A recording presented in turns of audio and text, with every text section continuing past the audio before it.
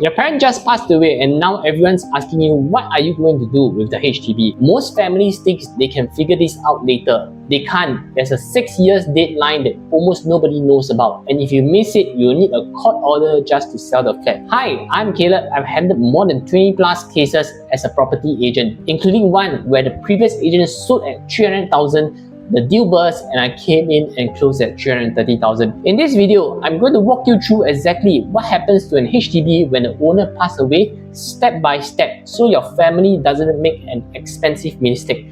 I'll start with the 3 fears that every family has but nobody talks about. So the 3 fears that most family members will have when their parent passed away is, can we even stay in the flat while the paperwork is being sorted out? So that's number one. The second one is, do we have to sell this property? Will my siblings fight over this property with me itself? And the last one will be, do I need a lawyer to facilitate the transactions, or how long will this entire thing take at the end of the day? Typically, you have to ask the first question is that, what type of ownership is the flat under? Most of the time, for a married couple, it could be under a joint tenancy. When there is joint tenancy, this right of survivorship applies. What does this actually mean? It means that the surviving owners will inherit the remaining shares of the property automatically. There's no probate needed. Just bring down the remaining surviving owner to HDB office and make a notice of death, and they will be able to assist you to complete the entire transfer to the remaining owner itself.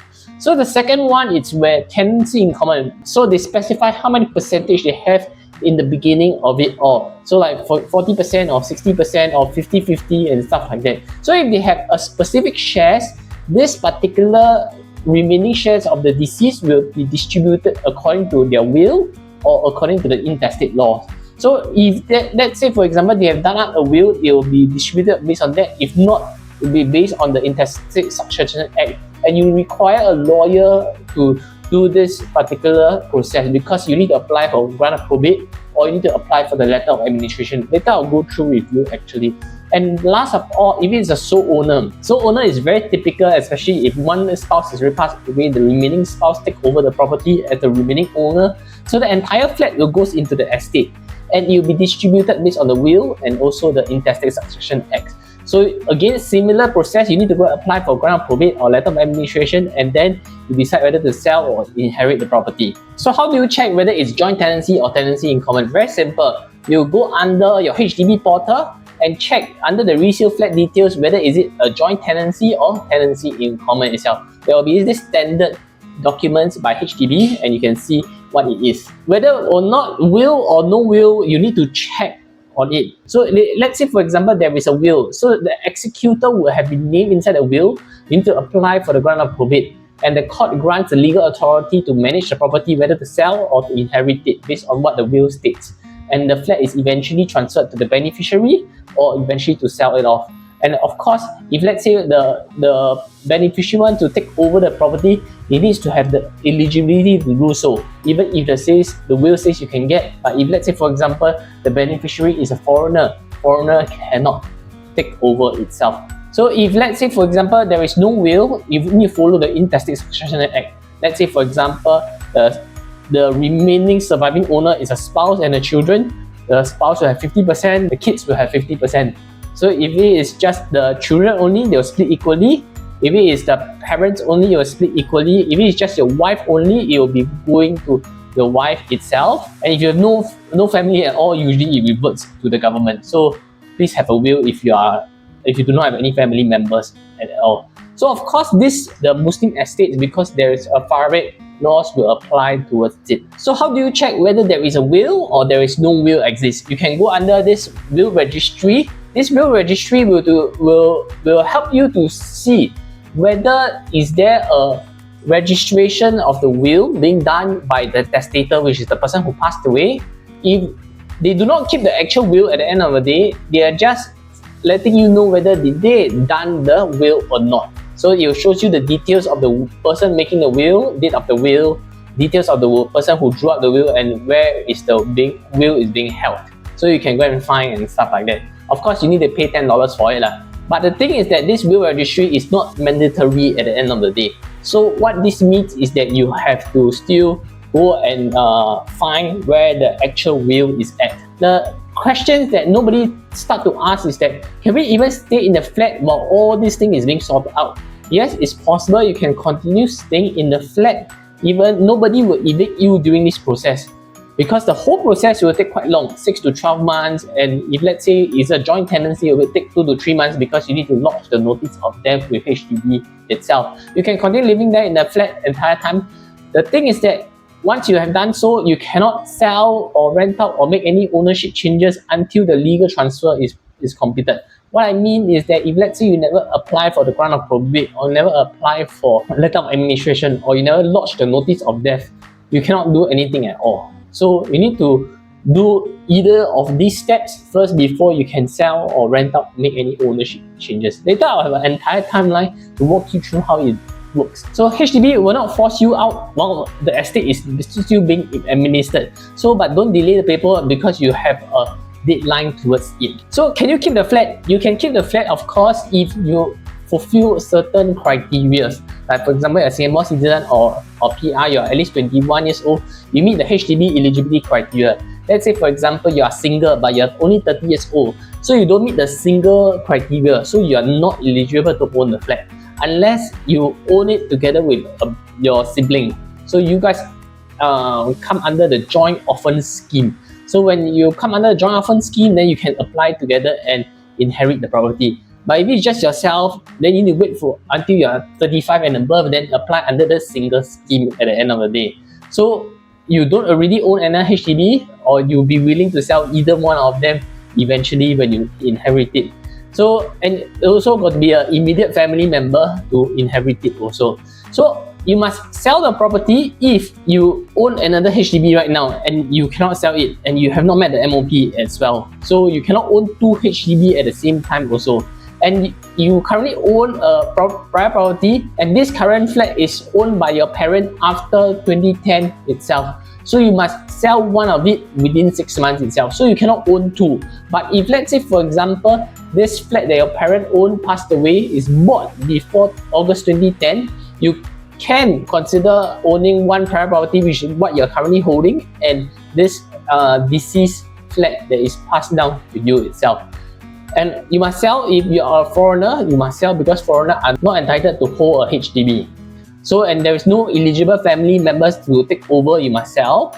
And the MOP is not met, the flat cannot be sold on the open market, and you have to return to HDB itself unless you go and appeal. So the issue that nobody talks about is this sibling conflict. So the flat lent to the sibling who stayed with the mom, the rest of us are not happy. This is a very common situation. So if that happens, right, it depends on how the structure holds. Let's say for example, the structure holds it in a way where it's a joint tenancy.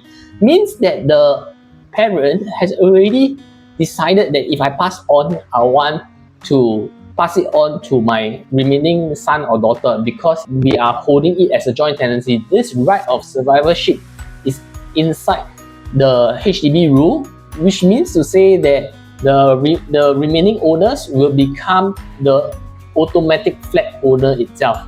So what this means that your other siblings will have no say on it.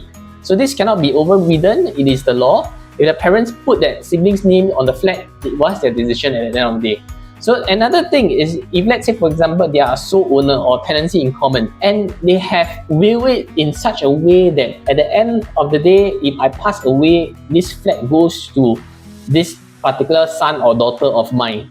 And if already will, you cannot fight it out unless it is really done out of compulsion or done out of force and stuff like that. So in a case whereby there is nothing being done and stuff like that, siblings can agree to one person take the flat and buy out the rest. Meaning you say this flat is split equally to 4 persons, but one of them want to buy over the 3 other person shares. So they get the money and she gets the flat.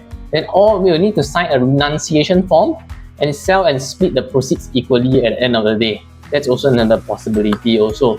Okay, so get everything in writing because disputes really get ugly. These are the common CPF and loan misconceptions people has when it comes to death property. So basically, I need to refund my parents' CPF out of my own pocket, which is not true. When the flat is sold, the CPF, deceased CPF plus the accrued interest is waived off itself. Eventually, when you sell the property, you get the cash sales proceed eventually. And of course, this cash sales proceed will need to be deposited into the estate account of the person who passed away. Eventually, the executor will split the amount among the beneficiaries. So the second myth is that the bank will repossess the flat immediately if the loan isn't paid. It's not true, because most of the time, people who passed away would have the home protection scheme, which will likely covers the outstanding loan, and the CPF board will settle it directly with the HDB or the bank itself. And last of all, there is no rush. We can sort it out when we are ready, which is not true. You have a deadline of 6 years from the death to sell the property. Why 6 years? Because it's mandated by the law. Later, I'll go through it in depth with you. So if you don't sell it within 6 years, after 6 years, you need a court order to sell it, and you don't let this be a legal trap. Okay, so now we'll talk about this 6 years trap. So if no one sells or claims the flat within 6 years of the owner's death, you will need a court order to sell. So usually why this happens? It happens once in a while. Sometimes it could be because of disputes. Sometimes it's because of the family require the place to stay and they are not able to move out of the house. And when such situations happens, they cannot sell the property, and that's when they drag the case all the way to past the 6 years.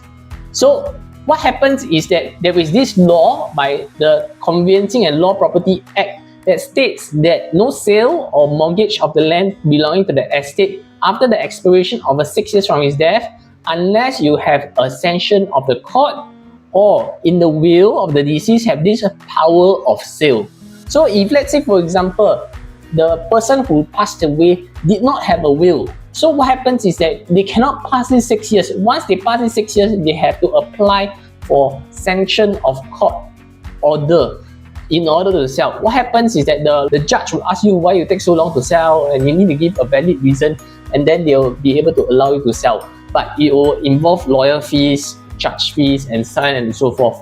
So otherwise, if you have a will, inside the will you can say is, I empower my executrix, which is the executor, to sell for cash upon such term as she deems fit, to call in, convert all my movable, immovable property at such times in a manner as the executor shall in her absolute control, discretion, thinks fit. So this gives the executor the power to sell at any time itself without having the court order itself. So having the clause in the will is very important for you. So at the end of the day, you have these three options: keep the flat, sell to the open market, or transfer within family. So first, you keep the flat, you need to make sure that one of them is eligible to hold on to a seat. You must meet the eligibility criteria. Second, sell the flat in the open market, you must meet the 5 years MOP mark already. Then eventually the proceeds will be split according to will or intestate laws. Third, of course, you transfer all the shares to the surviving party so that the family members can continue staying. This is usually joint tenancy, or where one sibling takes fully the property itself. Okay, so here's a realistic timeline. So if, let's say for example, joint tenancy is very straightforward. You get a death certificate ready, you go to HDB office and lodge the notice of death, and SLA will lodge those updates quite fast, about 1 to 4 weeks, and you are the sole owner already. The remaining owner will be the sole owner. But if, let's say for example, you are the sole owner or you're in the tenancy in common, what happens? You need to get death cert, you need to get the grant of probate or letter of administration. After that, the court will grant the authority to you to sell, and then you go and do this thing called a transmission. Transmission simply means that you tell the government, hey, look, I am the executor now already. Can you allow me to be the person who signs off to sell this property? And then you are ready to sell, and then you can call me to help you to sell the property. I know this is the last thing you want to deal with right now. You have time, you won't get kicked out, but you need to start looking into it, whether to transfer within your family member or sell eventually. So drop your situation in the comments, whether you're a joint tenant or whether was there a will, whether you're eligible to keep it. If you're not sure how it all works out, you can contact me by WhatsApp and I'll be glad to show it to you how it all works out simply. Once again, I'm Caleb. See you. Goodbye.